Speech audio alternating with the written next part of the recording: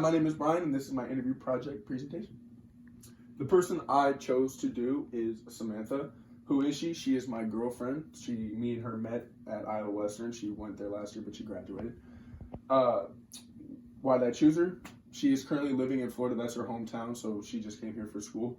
So we're doing a long distance relationship, so it's kind of cool to ask her these questions and get to know a little bit more about her. About her, she graduated from Iowa Western. I already said that. Associate with an associate's in marketing management. She is now attending a school in Florida and studying towards her bachelor's degree in marketing. Sorry. In chapter 2, the first question I asked her is from chapter 2. Where do you see yourself in 5 years? She sees herself graduated with a bachelor's degree in marketing management. She will have already started working for an NFL marketing team, and her goal is to be a part of the Jacksonville Jaguars because that is her hometown team. She's been a big fan of theirs and big Jags fan, even though they're not good. How does this relate to the chapter? In chapter 2, we touched based on how you view ourselves, and things we talked about like fulfilling what you want to do in life. So her what she would do to fulfill that was to become a manager for the Jacksonville Jaguars.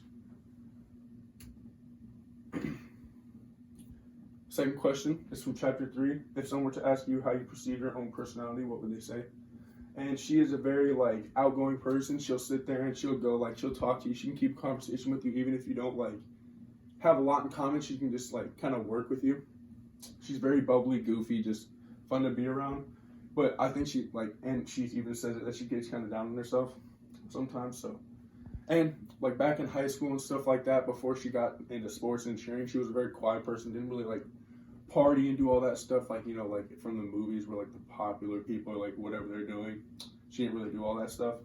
But as she did high school sports and stuff like that, started branching out and talking to more people and being more confident.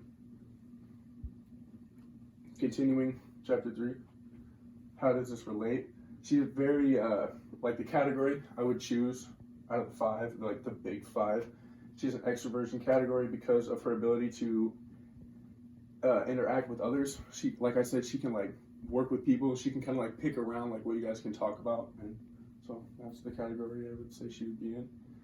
So that's from chapter 3. The third question: how do you find yourself managing your emotions? Her response is, when it comes down to it, she tries to, and this is where me and her are very similar. Is we don't go out to other people and want to talk about our problems. Just kind of get it and stuff it down. Maybe just kind of push it aside because you got other stuff to do, and it's just better to focus on other stuff. And it's not good for you because then you blow up. It's bad. But me and her are the same way on this question. How does this relate to the chapter? Chapter 4 is all about emotions. How you how you feel and stuff like that. So that's how we tuck stuff down. It's not good. Chapter 7, question. Fourth question.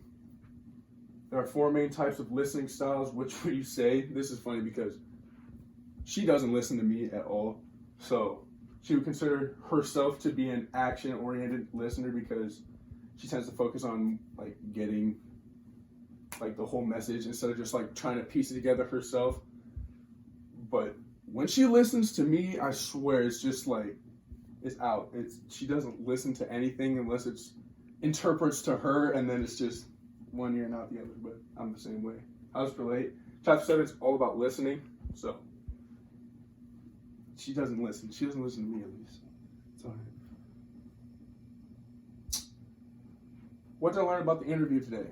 Or when I interviewed her? I learned she has not always been the outgoing, bubbly person that I got to know right away, just because it was already her second year in college when I met her. So I didn't get to know the shy person. She was my RA, so she has to be very hey, how's it going? Stuff like that.